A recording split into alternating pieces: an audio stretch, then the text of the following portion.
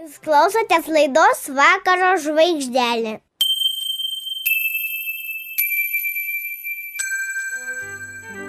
Labas vakaras, mėly vaikai, tėveliai ir seneliai. Čia aš, Vakaro žvaigždelė.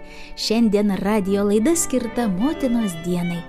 Todėl kviečiu pasiklausyti istorijos, kuri vadinasi 3 motinos. Sykį viename kambaryje ant stalo gulėjo didelė ir stora knyga. Žmonės matyt skaitė ir paliko ją atverstą iki ryto ant rašomojo stalo. Buvo naktis, tylu, visa šeimyna miegojo. Tik staiga pro pravirą langą padvelkė vėjelis. Knygos lapai sučižėjo ir kambaryje atsirado 3 moterys. Jos nusišypsojo viena kitai ir pradėjo kalbėtis. Gal susipažinkime? Aš esu Ieva, pirmoji moteris, Adomo žmona. Aš esu Sara, Abraomo žmona, Izaoko motina. O aš esu Marija iš Nazareto, Jėzaus motina. Labai malonu susipažinti. Tai apie ką kalbėsimės? O apie kągi dažniausiai kalbasi mamos? Apie savo vaikus? Ieva, tu esi pirmoji moteris ir pirmoji motina. Gal galėtum papasakoti apie savo vaikus? Labai įdomu būtų išgirsti, kaipgi sekėsi auginti pirmuosius žemėje vaikelius. Dabar mane tik juokas ima, prisiminus tuos senus laikus. Nei Adomas, nei aš dar niekados nebuvome matę mažų vaikų, todėl nežinojome, kaip su jais elgtis. Dievas norėjo, kad mes turėtume vaikų, kad žemė būtų pilna žmonių. Todėl Viešpačiui padedant gavau berniuką. Gimė pirmasis sūnus. Ką tik gimęs, jis pradėjo verkti ir dar labai garsiai. Tada aš priglaudžiau sūnelį prie krūtinės, mažylis apsiramino ir užmigo. Adomas apdengė mus kailiais, kad nesušaltume. Pabudęs mažylis vėl pradėjo verkti. Paėmiau jį į rankas, o jis nenulaiko galvytės. Mes su Adomu išsigandome, mūsų galvos juk nesvyra, stipriai laikosi. Tai kodėl tada mūsų berniukas galvelės nelaiko? Bet praėjo mėnuo ir mūsų pirmasis sūnus, kurį pavadinome Kainu, jau pats labai gražiai laikė savo galvelę. Dabar tik juokiuosi iš savo nežinojimo. Prisimenu, labai išsigandau, kai jam iškrito pirmas pieninis dantukas. Pasižiūrėjau į Adomą, Adomas pasižiūrėjo į mane, mūsų dantis visi vietoje, o vaikas neturi vieno dantuko. Kol mes spėliojome, kas čia vyksta, tik žiū, seno dantuko vietoje naujas dygsta, toks gražus ir baltas. Po kurio laiko gimė antrasis sūnus, jo vardas buvo Abelis. O vėliau gimė dar daugiau berniukų ir mergyčių. Ir mes su Adomu jau žinojome, kaip reikia laikyti kūdikėlį, kaip jį vystyti ir kuo maitinti. Aš, Sara, Abraomo žmona, manau, kad dangaus ir žemės sutvėrėjas, dar prieš vaikui gimstant, yra numatęs jam visus kelius. Taigi kūdikis nėra atsitiktinumas, tai Viešpaties užmanymas. Taip, Sara, aš irgi taip manau. Ir aš, Marija, patyriau tai savo gyvenime. O dabar pasiklausykite mano pasakojimo. Mes su vyru buvome turtingi, turėjome galvijų, sidabro ir aukso, tačiau neturėjome vaikų. Ir nei sidabras, nei auksas mums negalėjo suteikti to džiaugsmo, kurį suteikia vaikai. Dienos slinko lėtai, atėjo senatvė. Buvau jau praradusi viltį susilaukti vaikelio, bet atsitiko neįtikėtinas dalykas. Kai mano vyrui buvo 99 metai, o man tuo metu 90, pasirodė Viešpats ir tarė: Abraomai, aš laiminu tave ir tavo žmoną.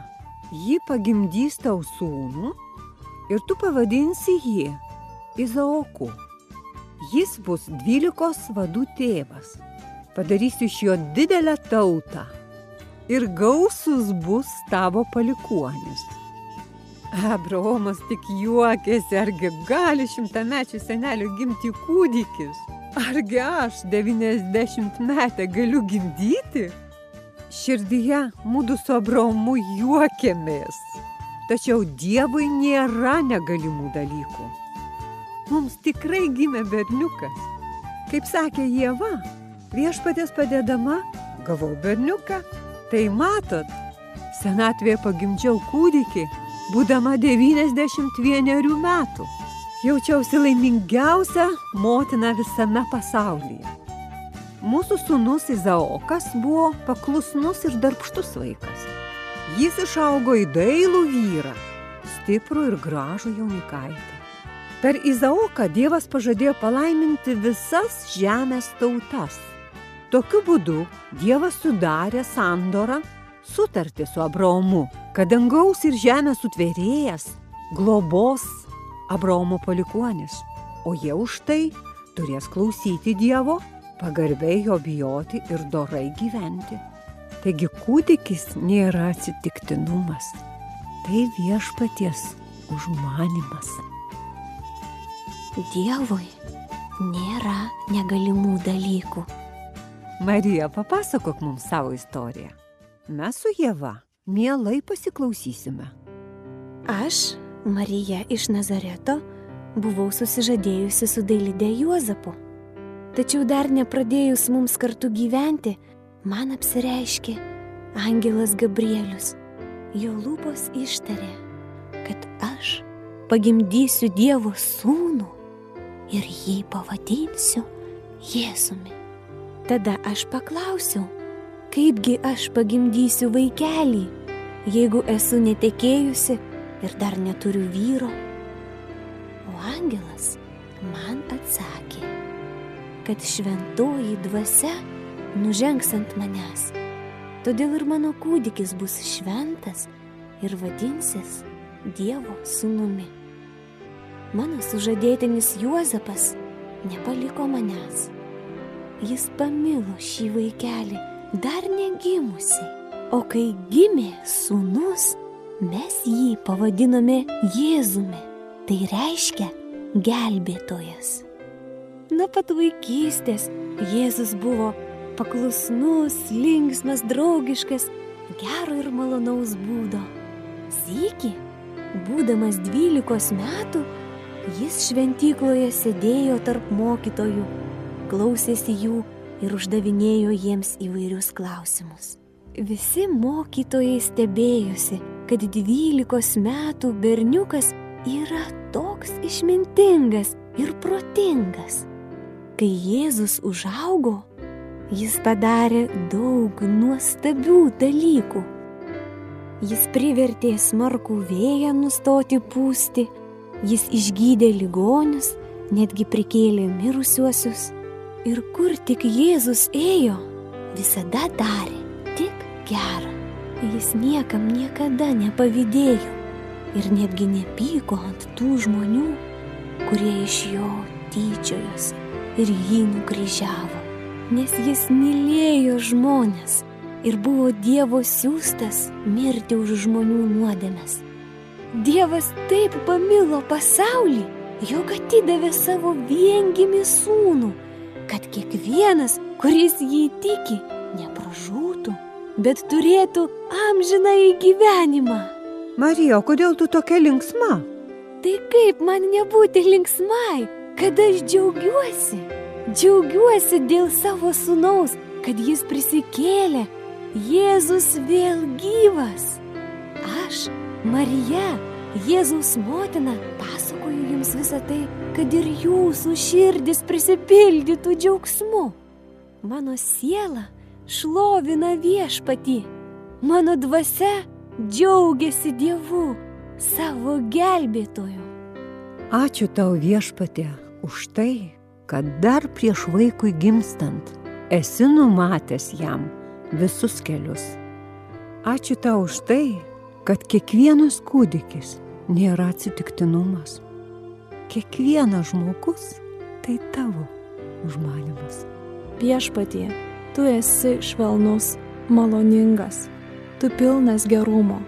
Aš, Ieva, Adomo žmona, pirmoji moteris ir motina, dėkoju tau už vaikus, už visus žemės vaikus, kurie kadaise gyvena dabar ir gyvens ateityje. 3 mamos, Ieva, Sara ir Marija, visą naktį kalbėjosi apie savo vaikus, o kai pradėjo aušti, pro pravirą langą vėl padvelkė vėjelis. Knygos lapai sučežėjo ir 3 moterys, 3 mamos pradingo. Jos sugrįžo atgal į knygą. Bumpt, vėjas užvertė knygą ir vėl tylu kambaryje. Niekas iš šeimos narių taip ir nesužinojo, kad jų namuose svečiavosi ir kalbėjosi apie savo vaikus 3 mamos – Ieva, Sara ir Marija. Šią paslaptį žinote tik jūs, mano mylieji radijo klausytojai.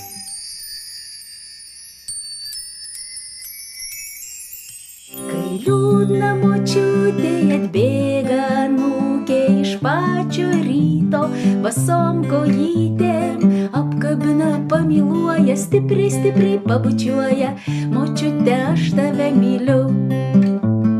Apkabina, pamyluoja, stipriai, stipriai pabučiuoja, močiute, aš tave myliu. Kai liūdna seneliui atbėga anūkas iš pačio ryto, basom kojytėm apkabina, pamyluoja, stipriai, stipriai pabučiuoja, seneli, aš tave myliu.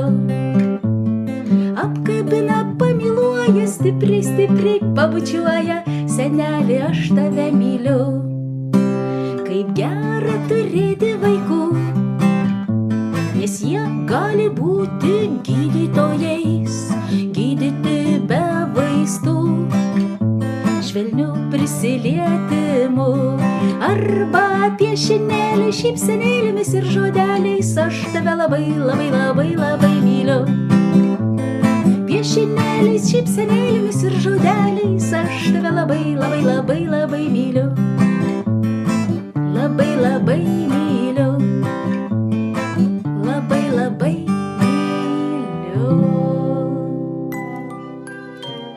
Norėčiau turėti antrą tokį kaip aš brolį, bet ir sesę yra gera turėti. Aš palinkėčiau jai vykdyti savo gyvenimo planų, kokių jie yra susikūrusi, kad jie įvyktų. Aš irgi norėčiau labiau sesės, bet jo gera vis tiek, nes mes dabar kartu praleidžiam daugiau laiko negu įprastai, tai taip man patinka. Mano brolis yra kaip, visi paprasti berniukai, tik jisai labai domisi visko, jam patinka ten mokslai visokie ir jisai tikrai daugiau už mane žino ten visose tose moksluose. Taip, man labai gera turėti vaikų, nors kartais tai ir sunku, bet tikrai daugiau gera, nes namuose daug gyvybės, daug šurmulio, daug juoko, daug išdaigų, kartais ir barnių, ir ginčų, bet tai vėlgi yra gyvybė namuose, todėl man tikrai gera turėti vaikų, su jais niekada nebūna nuobodu. Savo vaikams palinkėčiau drąsiai žengti gyvenimo keliu, žengti pilną koją, nebijoti ginti savo vertybės, laikytis savo įsitikinimų, bet šalia būti išmintingiems ir nuolankiems, priimant patarimus.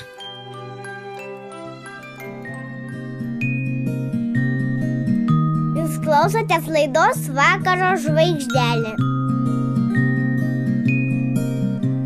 Supasi pasakų karuselė, ratu-tu-tu-tu, ratu-tu-tu-tu, kaip gera sėdėti po mirgančiu stogu, kartu-tu-tu-tu, kartu-tu-tu-tu, norink užsimerki ir įsivaizduoki, pasaka įžengia čia. įsitaisyki ir supkimės drauge. Pasakų karuselėje drauge.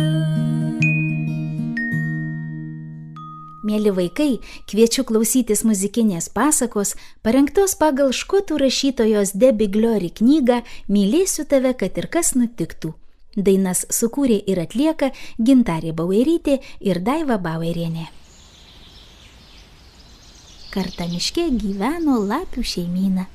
Lapiukas vardu Mažylis visą dieną žaidė.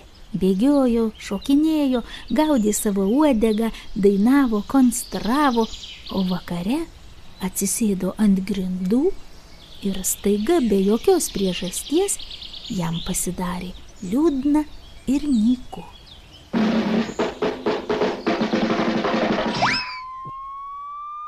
Jis siuto, mėtė, svaidė, daužė, pargriuvęs šaukė, maigė, laužė ir šokinėjo, pliekė ir trankė. Mama įėjo į kambarį ir stvėrėsi už galvos. O varge, koks viesulas čia lankės, kokia audra čia trankės. Į jos žodžius Mažylis atsakė: Aš piktas ir niūrus, nes nieks manęs nemyli. Mažyli, ir pikta, ir nepikta, mylėsiu tave visada, kad ir kas mums nutiktų. O jeigu būčiau aš lokys, vis vien mane mylėtum, ar būčiau mielas tau, mamyt?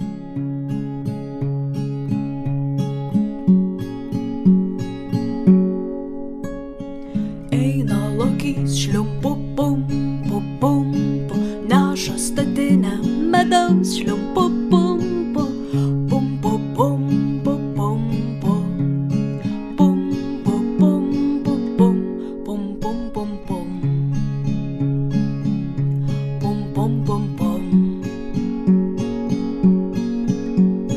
Dešinę leteną kyšt, medutį lyšt.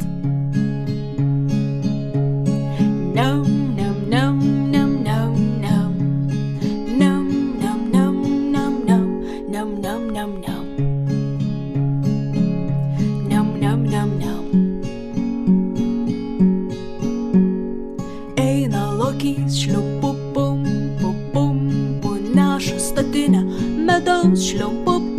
pumpu, pumpu, pumpu, pumpu, pumpu, pum, pum, pum, pum, pum,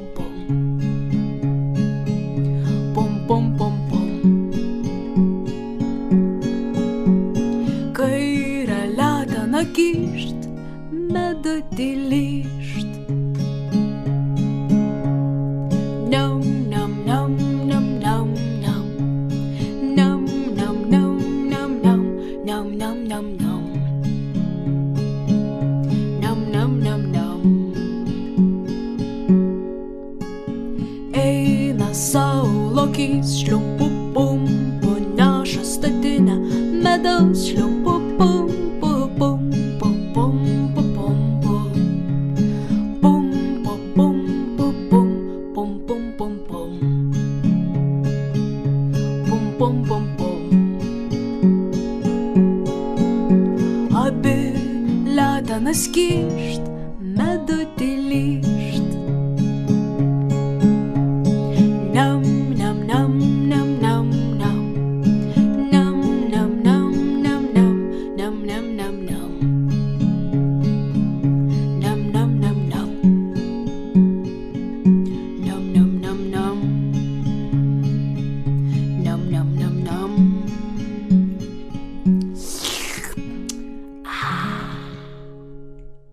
O jeigu būčiau aš lokys, vis vien mane mylėtum? Žinoma, man ir lokiukas tiktum. Mylėsiu visada tave, kad ir kas mums nutiktų. O jeigu aš lapiukas staiga pavirsčiau vabalu, vis vien mane mylėtum ir apkabintumei mane?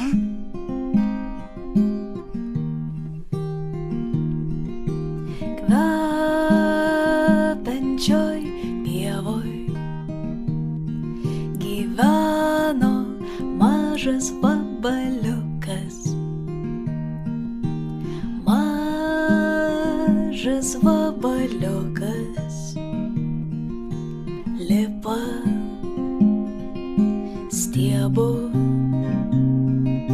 smilgos ilgos, smilgos ilgos, į saulutę vis aukštyn. O laiptukai be pabaigos tapu, tapu, tapu, tapu, tapu, tapu, tapu. Tapu, tapu, tapu, tapu, tapu, tapu, tapu. Pamatė paukščiukas vabaliuką, galvojo tai bent vakarienė, bet vabaliukas pabėgo ir lipa stiebu. Smilgos ilgos, smilgos ilgos, į saulutę vis aukštyn. O laiptukai be pabaigos tapu, tapu, tapu, tapu, tapu, tapu, tapu. Tapu, tapu, tapu, tapu, tapu, tapu, tapu. Smilgos ilgos, smilgos ilgos, į saulutę vis aukštyn. O laiptukai be pabaigos tapu, tapu, tapu, tapu, tapu, tapu, tapu. Tapu, tapu, tapu, tapu, tapu, tapu, tapu. Tapu, tapu, tapu, tapu, tapu. Tapu, tapu, tapu, tapu, tapu, tapu, tapu.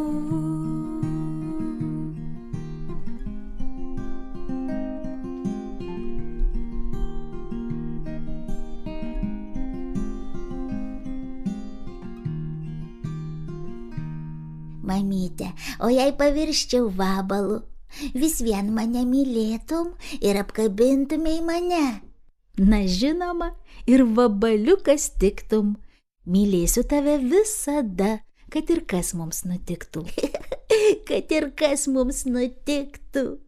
Oi, o jeigu staiga pavirsčiau, pavyzdžiui, krokodilu, būčiau toks didelis ir žalias, ir dantys aštrūs. Mamyte, ar mane mylėtum?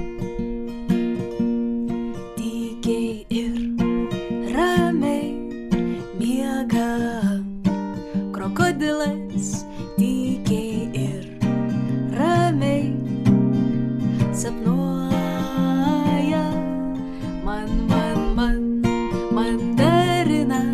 mandarina,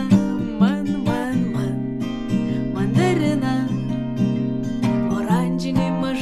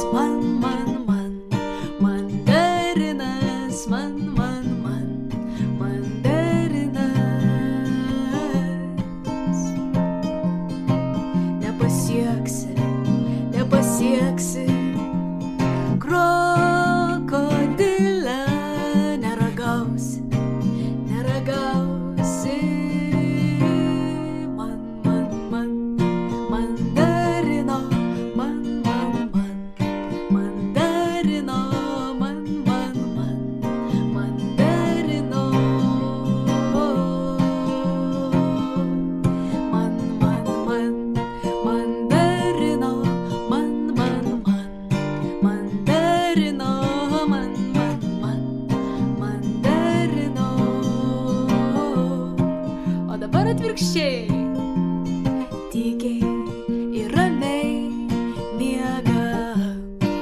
Mandarinas tykiai ir ramiai sapnuoja. Kro, kro, kro, krokodilą, kro, kro, kro, krokodilą, kro, kro, kro, krokodilą. Oranžinį mažutį saldų, kro, kro, kro, krokodilą, kro, kro, kro, krokodilą, kro, kro, kro, krokodilą.